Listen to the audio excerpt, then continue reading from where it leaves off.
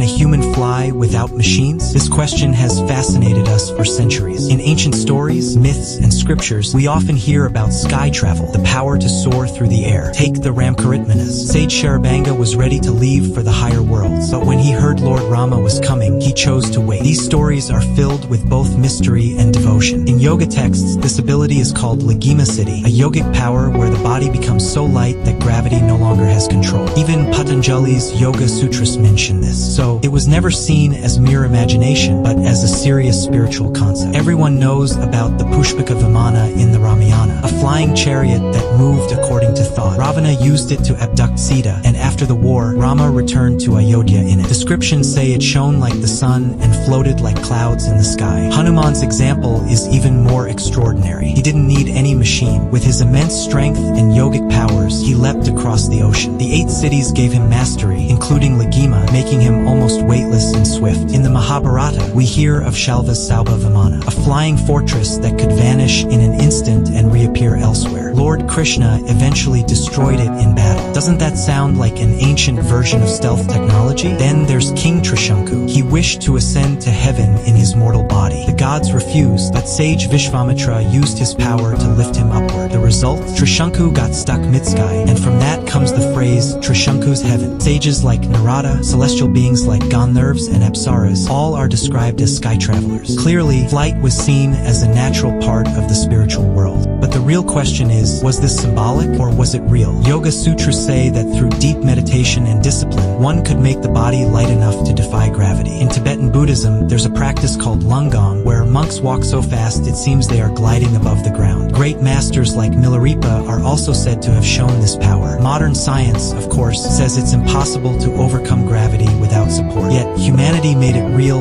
airplanes, rockets, helicopters. Just as yogis dreamed of flying through inner power, we built technology to touch the skies. The difference lies only in the method. There with spiritual discipline, here with machines. But the goal is the same: to break limits and rise higher. So, could sages and yogis truly fly? Or were these stories symbolic of spiritual elevation? Perhaps the truth lies somewhere in between. One thing is certain: the dream of flight has always lived in the human heart. Sometimes through meditation, sometimes through machines, but always as proof of our endless curiosity. Now, I ask you, do you believe the yogis could really fly? Or was it just a metaphor?